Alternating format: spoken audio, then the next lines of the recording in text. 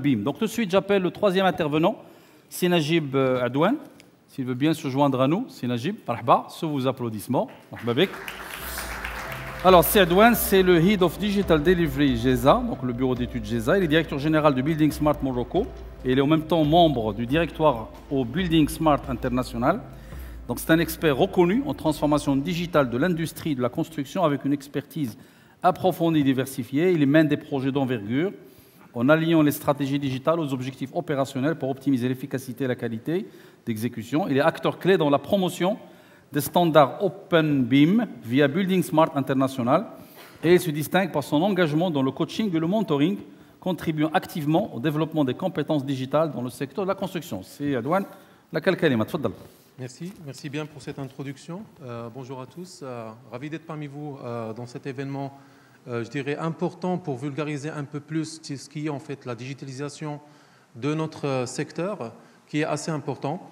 Donc, comme elle a présenté en fait ces Fikrat, je fais partie d'une organisation à but non lucratif mondial qui est Building Smart International.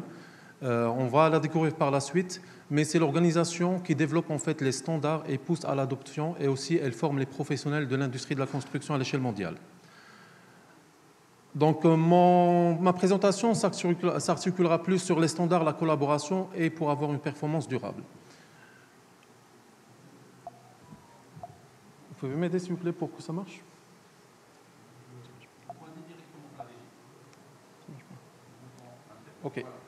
Ok.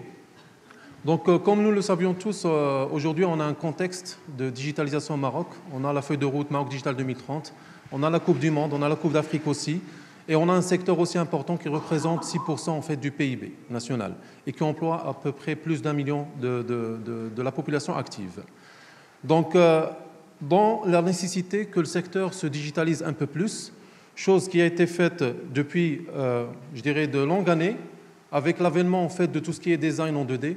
Donc, il y avait la transition depuis le papier vers tout ce qui est en fait CAD. Et bien sûr, dans ces années-là, il y avait beaucoup de résistance au changement qu'on va retrouver par la suite dans les années 2000 et dans aussi notre vie actuelle pour transitionner d'une façon de faire les choses d'une façon plus complexe vers une façon plus aisée. Donc aujourd'hui, on parle beaucoup plus d'intelligence artificielle, de modélisation 3D, de BIM, mais il y a toujours... Donc la technologie, elle est là, mais ce qui manque, c'est l'organisation, la réglementation aussi, et aussi nous, en tant qu'humains, pour changer, pour apporter le changement.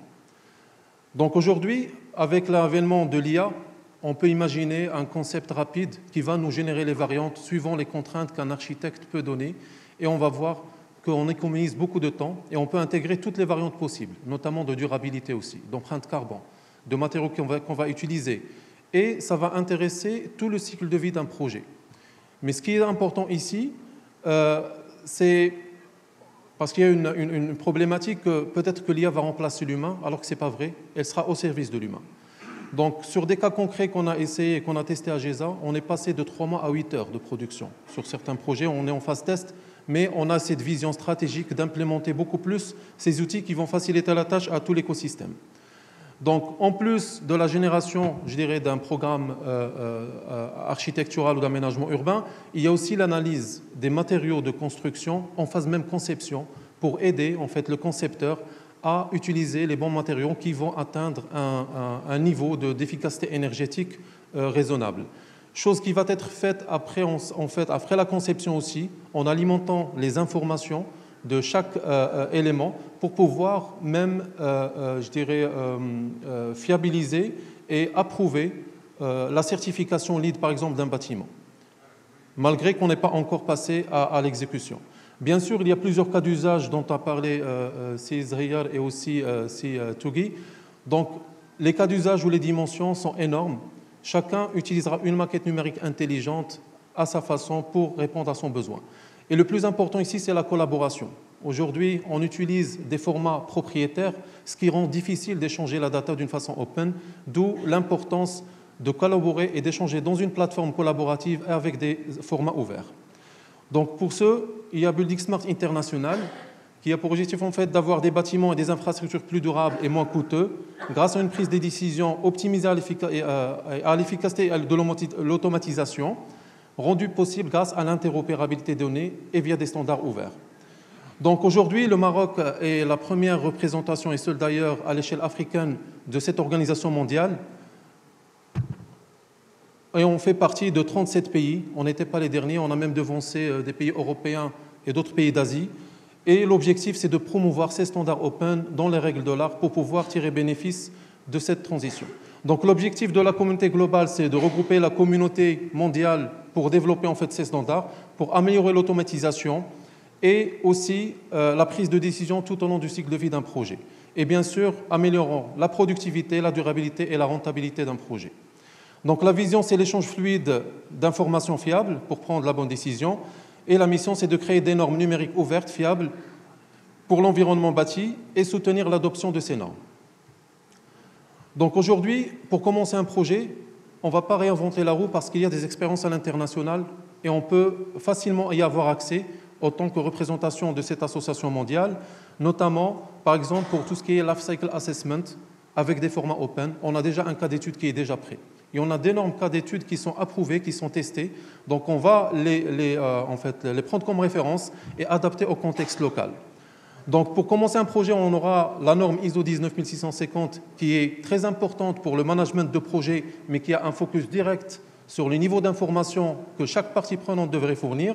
On a un dictionnaire de données qui est très important et sur lequel, Inch'Allah, le collectif il va travailler main dans la main pour pouvoir établir un dictionnaire des matériaux de construction marocains pour pouvoir en fait le coller à l'initiative qui est déjà en place pour les matériaux de construction. On a des moyens pour prescrire d'une façon digitalisée, pour checker en fait les livrables en maquette intelligente et le format IFC qui est un standard ISO d'échanger les données de la construction. Et on va unifier aussi le moyen de communiquer. Donc avec le BCF, le BIM Collaboration Format, on va échanger des informations structurées de la même façon et bien sûr avec une plateforme commune où on va déposer toutes les informations tout au long du cycle de vie d'un projet. Il y a aussi l'aspect formation qui est très important, qui a été établi à l'échelle internationale. Le Maroc est partie prenante, donc on a déjà la Foundation Basic, on sera parmi les premiers à avoir une formation practitioner. L'entry level, elle est gratuite et j'invite tout le monde à entrer directement au site officiel et commencer à voir, c'est une formation de 30-45 minutes avec un petit test et ça va vous permettre de comprendre cette démarche à l'international, comment ça marche. Donc, toutes les personnes qui passeront en fait cette formation, ils seront certifiés à l'international, mais aussi dans un registre qu'on a appelé le Forum national des professionnels du BIM afin de répertorier les compétences. Parce qu'il y a une petite confusion entre les différents rôles. On parle de BIM manager, de BIM coordinateur, c'est des termes nouveaux, mais on devrait savoir le rôle de chacun et les responsabiliser. Donc bientôt, Inch'Allah, il y aurait une liste exhaustive des compétences marocaines et avec bien sûr la collaboration entre les fédérations FN, BTP, FMCI et aussi aujourd'hui le CNOA et l'Ordre des géomètres topographes, on va pousser l'écosystème et upskiller un petit peu toutes les compétences. D'ailleurs, même l'OFPPT, ils ont intégré en fait les formations et ils sont en train de voir comment intégrer aussi la certification pour les jeunes diplômés. Donc, un des événements phares qu'on a eu à Marrakech lors du Building Smart International Summit, c'était le lancement de notre collaboration avec la FMCI et la FNBTP. Et on a voulu avoir une convention qui sera ouverte à l'écosystème et nous invitons aussi les autres parties prenantes à se rejoindre à nous. Donc cette occasion était l'opportunité de regrouper plus de 500 experts sur le digital à l'échelle internationale et c'est la première fois que ce genre de sommet arrive en Afrique.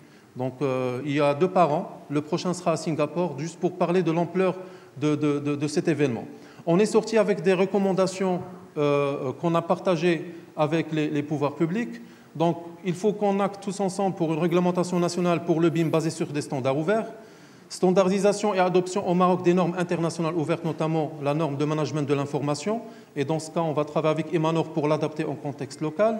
L'élaboration d'une plateforme nationale de la data et en tant qu'association, on a commencé le développement de cette plateforme pour pouvoir avoir une plateforme commune telle qu'a été précisée à partir de CISRIER, INJAS par exemple, pour avoir une plateforme nationale qui va servir à tout l'écosystème.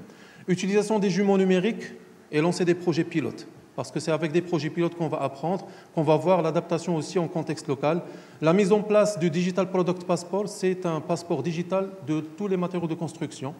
Donc, qui va avoir aussi l'information réglementaire, l'information, je dirais, développement durable, et ça va permettre d'aussi arriver vers la digitalisation du permis de construire, à l'instar des pays. Et il y en a à peu près 15 qui ont déjà une plateforme pour digitaliser. Et le seul pays arabe qui nous a devancé, c'est Dubaï. Dubaï Municipalité est là maintenant, toute la procédure automatisée. Nous avons toute l'expertise internationale qui nous supporte. Donc si on veut commencer, on peut le commencer dès demain. Mais on a pensé à regrouper déjà l'écosystème, à avoir le ownership de ce que nous souhaitons faire pour amener le Maroc à confirmer sa position de leadership à l'échelle africaine, voire à l'échelle internationale. Parce qu'on n'est pas trop devancé d'autres pays européens. J'ai presque fini. Donc, oui. Appel à l'action. Donc, les gouvernements donc, ils doivent imposer en fait, graduellement des normes ouvertes. Les propriétaires d'actifs exiger des normes ouvertes dans les contrats. Les entreprises, que ce soit architecture, ingénierie, construction et même facility management, exiger aussi les formats ouverts. Les fabricants utiliser la terminologie et les formats Open BIM. Et les fournisseurs de logiciels, ils sont en train d'adopter en fait, les logiciels pour pouvoir exporter ces formats d'échange. Donc, un élément clé pour partager du concret. Ce projet a été réalisé en Norvège. C'est en fait le propriétaire du ferroviaire norvégien qui a partagé en fait ce retour d'expérience en utilisant l'OpenBIM sur un projet. On peut voir qu'il a été livré avec 20 millions d'euros en dessous du budget. Donc ils ont économisé beaucoup d'argent. En temps, c'était prévu sur 4 ans, donc ils ont passé 2 ans et demi. Et pour la période de fermeture de la voie ferrée, elle est passée de 6 mois à 8 semaines. Excellent. Donc le BIM, quand il est bien implémenté et gouverné, ça peut apporter des gains, c'est-à-dire énormes. Donc se réunir est un début, rester ensemble est un progrès, et travailler ensemble, c'est la réussite, Inch'Allah. Okay. Merci. Merci beaucoup. Merci pour cette conclusion.